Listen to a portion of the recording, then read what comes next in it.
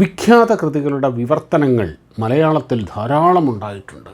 VS. ഖാണ്ടേക്കറുടെ Yayati, അതേപോലെ ശ്രീകൃഷ്ണ ആൽനഹള്ളിയുടെ കന്നഡയിലുള്ള കൃതികൾ, ആശാപൂർണ ദേവിയുടെ ബംഗാളിയിലുള്ള കൃതികൾ, അങ്ങനെ ധാരാളം വിവർത്തനങ്ങൾ മലയാളത്തിൽ ഉണ്ടായിട്ടുണ്ട്. കൊടുങ്ങല്ലൂർ കുഞ്ഞിക്കുട്ടൻ തമ്പുരാൻ്റെ മഹാഭാരത വിവർത്തനം, രാജരാജവർമ്മയുടെ ശാകുന്തള വിവർത്തനം, അങ്ങനെ എന്തായാലും വിവർത്തന സാഹിത്യം മലയാളത്തിൽ വളരെ സജീവമാണ്, വളരെ വികസിച്ച ഒരു സാഹിത്യ മേഖലയാണ്. എന്നാൽ എൻ്റെ വായനയിൽ വന്ന വിവർത്തനങ്ങളിലെ ഏറ്റവും മനോഹരമായ ഒരു വിവർത്തനം ഇവിടെ പരിചയപ്പെടുത്തുകയാണ്.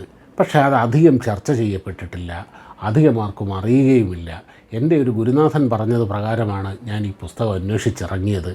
അത് വളരെ കഷ്ടപ്പെട്ടിട്ടാണ് അത് കിട്ടിയത്. അത് മറ്റൊന്നുമല്ല, തിരുനെല്ലൂർ കരുണാകരൻ വിവർത്തനം ചെയ്ത മഹാകവി കാളിദാസൻ്റെ മേഘസന്ദേശമാണ്.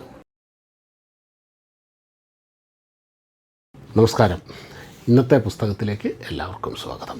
വീഡിയോ ഇഷ്ടപ്പെട്ടാൽ ലൈക്ക് ചെയ്യാനും കമൻറ്റ് ചെയ്യാനും ഷെയർ ചെയ്യാനും ഒന്നും മറക്കരുത്. പ്രിയപ്പെട്ടവരിലേക്ക് എത്തിച്ചു കൊടുക്കുക. കശ്ചിത് കാന്ത വിരഹഗുരുണ സ്വാധികാരാത് പ്രമത്തഃ ശാവേനസ്തംഗഹിതമഹിമോ വർഷഭോഗ്യേണ ഭർത്തുഃ യക്ഷശ്ചക്രേ ജനകതനയാ സ്നാനപുണ്യോദകേഷു സ്നിഗ്ധഛായ തരുഷു വസതിം രാമഗിര്യാശ്രമേഷു. ഇങ്ങനെയാണ് മേഘസന്ദേശം തുടങ്ങുന്നത്. ഏതോ ഒരു യക്ഷൻ, അവിടെ യക്ഷന് പേരൊന്നുമില്ല, അവിടെ പേരിനൊന്നും ഒരു പ്രസക്തിയുമില്ല, ഏതോ ഒരു യക്ഷൻ, അദ്ദേഹം പ്രണയപരവശനായത് കാരണം അദ്ദേഹത്തിൻ്റെ ഉത്തരവാദിത്വത്തിൽ ശ്രദ്ധ കുറഞ്ഞപ്പോൾ ഒരു വർഷം ദൂരെ ഒരു രാമഗിരി എന്ന് പറയുന്ന ആശ്രമത്തിൽ പോയി താമസിക്കാൻ അദ്ദേഹത്തിൻ്റെ യജമാനൻ ഒരു ശിക്ഷ വിധിച്ചു. ഇതാണ് ആ വരികളുടെ അർത്ഥമെന്ന് പറയുന്നത്. യക്ഷശ്ചക്രേ ജനകതനയ സ്നാനപുണ്യോദകേഷു. ജനകതനയ, അതായത് സീതയുടെ പുണ്യസ്നാനത്താൽ പവിത്രമായ രാമഗിരിയിലേക്ക് പോകാനാണ് പറഞ്ഞത്. ഇത് ശ്രീ തിരുനെല്ലൂര് മലയാളത്തിലേക്ക് വിവർത്തനം ചെയ്തിരിക്കുന്നത് എങ്ങനെയാണെന്നറിയുമോ? ഓർമ്മകേട് തൻ കൃത്യത്തിൽ വന്നതിനോമലാളെ പിരിഞ്ഞോടലേറും വിധം ശിക്ഷയൊരാണ്ട് അധീശൻ വിധിക്കയാൽ യക്ഷനേകൻ മഹിമ പോയിപ്പോയവൻ വാണിതേ വല്ല പാടും ജനകജ സ്നാനധന്യമാം തണ്ണീരിടങ്ങളും ചേണഴും തണൽ ചാർത്തിൻമരങ്ങളും ചേർന്ന രാമഗിരി ആശ്രമഭൂമിയിൽ.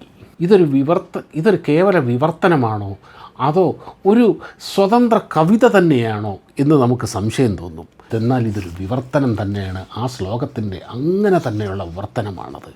അതുപോലെ തയ്യലാളയും വേർപെട്ട് തൻകണം കയ്യിൽ നിന്ന് പൊൻ കങ്കണമൂർന്നവൻ മാസമേതാനും ആശൈലസീമയിൽ വാസമാർന്നവർ ആടിപ്പുലർച്ചയിൽ കൊമ്പുകുത്തി കളിക്കാനൊരുമ്പെടും കൊമ്പനാന പോൽ കാണാനഴകുമായി താഴ്വരയെ തഴുകി വന്നെത്തും ആ കാർമുകിലിനെ കണ്ടിത കാമുകൻ. തൻ്റെ കാമുകിയുടെ, തൻ്റെ പ്രിയതമയുടെ അടുത്തേക്ക് ഒരു സന്ദേശം എങ്ങനെ എത്തിക്കും എന്ന് വിഷമിച്ചിരുന്നപ്പോൾ ആ താഴ്വരയിലൂടെ ഒരു കൊമ്പനാനയെപ്പോലെ, കൊമ്പ് കുത്തി കളിക്കുന്ന ഒരു കൊമ്പനാനയെപ്പോലെ ഇങ്ങനെ പാറി വന്ന ഒരു ആടിമാസ മേഘത്തെ യക്ഷൻ കാണുന്ന ആ മനോഹരമായ രംഗമാണിത്. തയ്യലാളയും വേർപെട്ട് തൻ കണം കയ്യിൽ നിന്ന് പൊൻ കങ്കണമൂർന്നവൻ.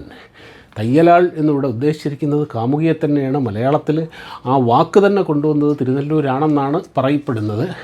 അങ്ങനെ ക്ഷീണിച്ചവശനായി തൻ്റെ കയ്യിൽ അണിഞ്ഞിരുന്ന ആ കങ്കണം, ആ വള ഊർന്നുപോയി എന്നാണ് പറയുന്നത്. ഉപമയ്ക്ക് കാളിദാസനെ വെല്ലാൻ മറ്റാരുമില്ല. ആ ഉപമയെ അതുപോലെ തന്നെ മലയാളത്തിലേക്ക് കൊണ്ടുവന്നിരിക്കുകയാണ്. വാരിളം കൈത പൂവിടാൻ ഹേതുവാം വാരിദത്തിൻ്റെ മുമ്പിലൊരു വിധം അന്തരശ്രുവായി നിന്നുകൊണ്ടേ ചിരം ചിന്തയാർന്നാൻ കുബേരൻ്റെ കിങ്കരൻ.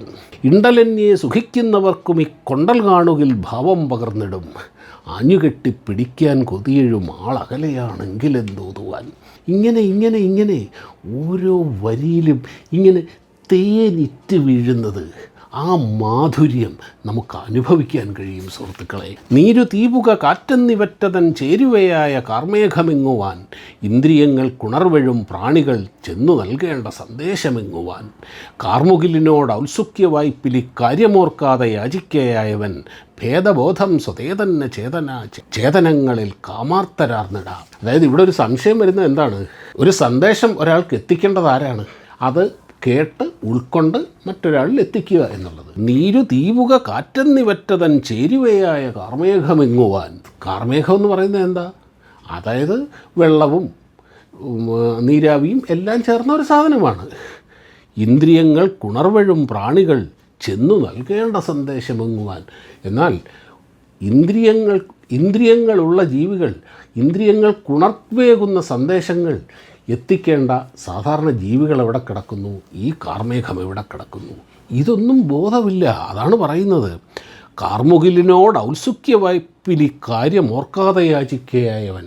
ഇതൊന്നും ഓർക്കാതെ യാചിക്കുകയാണ്. ആ അവസ്ഥ എന്താണ്? ഭേദബോധം സ്വതേ തന്നെ ചേതനങ്ങളിൽ കാമാർത്തരാർന്നിട.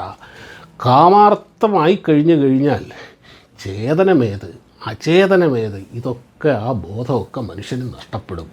പ്രേമത്തിന് കണ്ണില്ല എന്നൊക്കെ പറയില്ലേ, അങ്ങനെ ഈ പുസ്തകമുണ്ടല്ലോ, ഈ വിവർത്തന ഗ്രന്ഥം ഒരു രക്ഷയുമില്ല സുഹൃത്തുക്കളെ, ഒരു രക്ഷയുമില്ല. ഞാൻ ഏറ്റവും അധികം ആവർത്തിച്ച് വായിച്ചിട്ടുള്ള ഒരു വിവർത്തന ഗ്രന്ഥമാണിത്, ഒരു പുസ്തകമാണിത്, തിരുനെല്ലൂർ കരുണാകരൻ്റെ മേഘസന്ദേശം.